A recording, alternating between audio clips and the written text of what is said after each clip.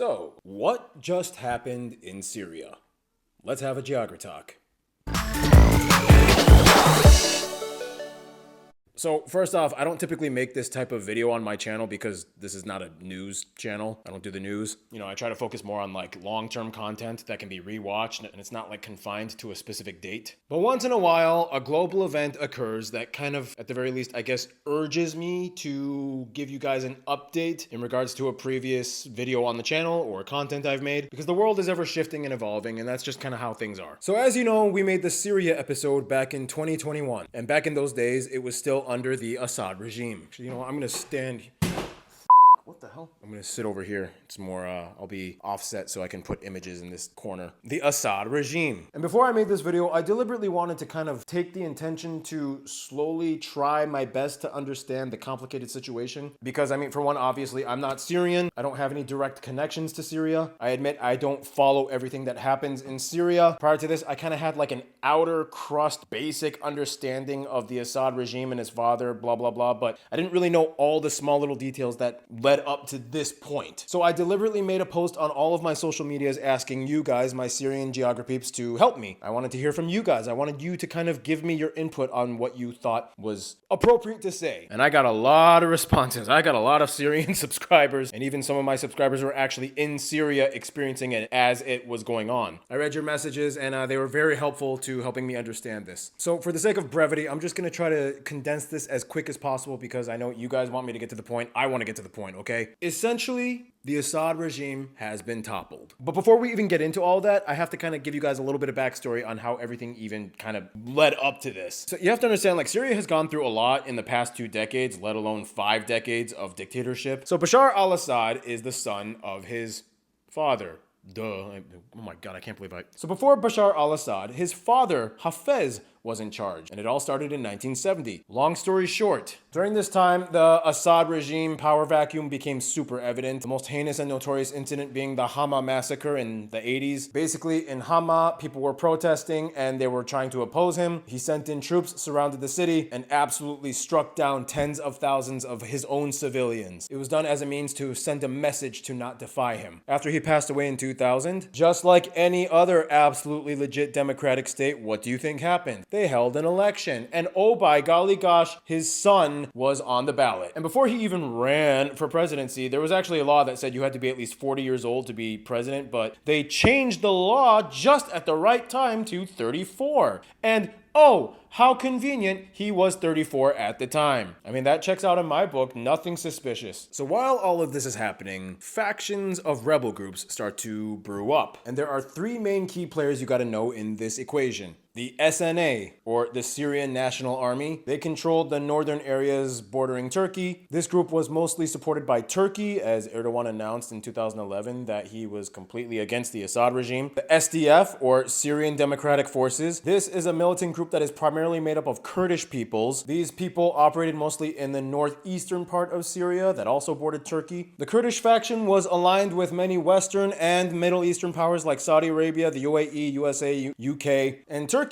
didn't really like them as much, partially because a lot of the militants in the SDF had ties to the PKK, and if you know anything about Turkey, the PKK is a whole other complicated story of controversy. But anyway, mostly Kurdish militants. And finally, the HTS, or the Hayat Tahrir al-Sham, led by Abu Mohammed al-Jolani. Sorry if I butchered any of that. So the HTS wasn't directly allied with any nation state completely. Most of their allies were other regional militant groups, such as the Turkestan Islamic Party, the Syrian Muslim Brotherhood, the Army of Glory, and they also worked with the SNA sometimes as well. This is probably the most important one because this is the military faction that actually led the downfall of Assad's regime. So in December of 2024, the HTS marched into Damascus, who essentially ousted Assad, who fled and is now in exile in Russia, as his government party was supported by Russia and Iran. And it was a very covert operation. It happened in like only 11 days, and it even shocked like most of the Syrian people. Like, they didn't even see it coming. They're like, what? Okay. While all the Assad attacks were going on, many of the HTS rebels were forming in the city of Idlib, which geographically wasn't even too far off from the centralized government along the coastal areas. Who or what are these people? What do they stand by? So this is where the story gets a little complicated. So here's the issue. Jolani is he's sort of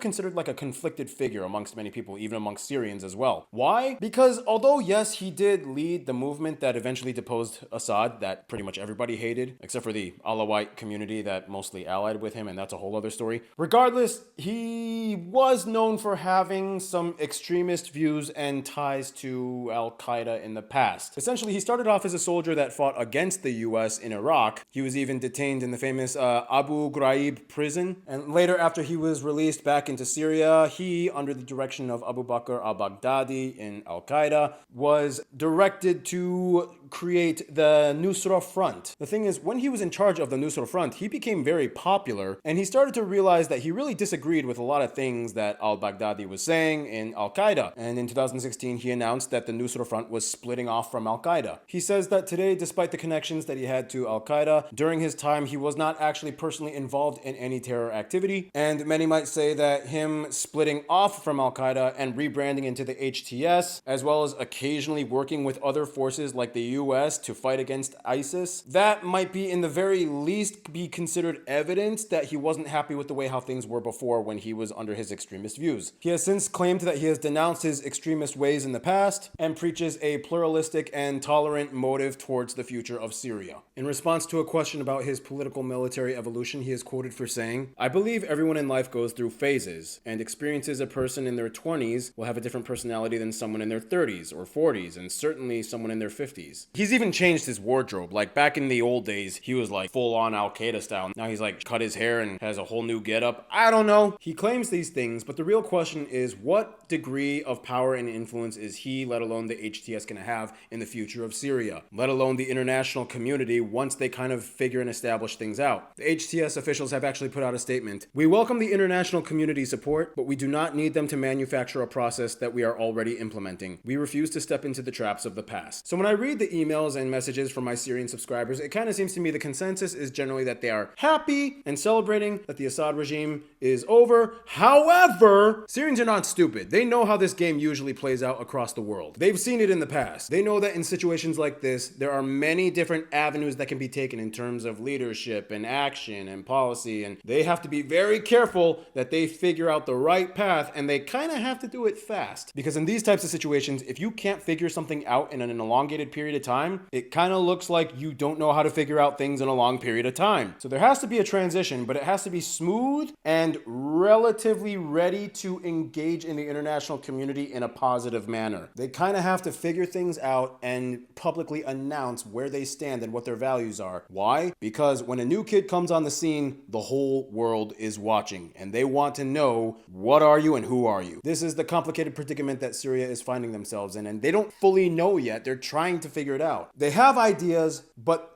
it'll take some time. Everybody knows the situation is very fragile, and they have to take very careful steps to make sure that everything transitions smoothly. For what it's worth, they are basically going to change their flag to the 3-star green triband. It was basically the flag that they used in the First Republic, and it symbolizes all of the Arab caliphates in the area. You know, I'm going to be a little honest. I always kind of thought their old flag was kind of stupid because it was basically the flag that they used under that failed Arab republic with Egypt, and like it fizzled out and broke apart, but they still like kept the flag even though Egypt isn't part of their country anymore. It's like they were just lazy and they're like, yeah, we'll just keep it. Since the toppling of the regime, prisoners from the notorious Sadnaya prison have been released and freed. Basically, political prisoners that the Assad regime put in prison for opposing him. Many of them are being reunited with their families. There have been talks, and it's possible that we could see a potential repatriation of Syrian refugees back to the motherland to rebuild it and to reunite with their family members that were trapped in the circumstances that wouldn't allow them to leave. It's a very sort of in limbo moment right now, but generally people are trying to be positive. The ousting of the Assad regime really opens up more doors for them to figure things out and move forward in a positive manner. At the same time, they are careful and cautious and keeping an eye on figures that are assuming roles of influence right now. But for what it's worth, they're trying their best. And I really hope this is going to be a positive chapter for the future of Syria. I actually really wanted to go to Syria for the Syria episode, but obviously during that time, the circumstances wouldn't allow me to. And yeah, I really hope if things get kind of smooth and figured out, I would absolutely love to go there. And I'd actually really like to meet you guys, the Syrian Geography peeps, and hear your stories while in Syria.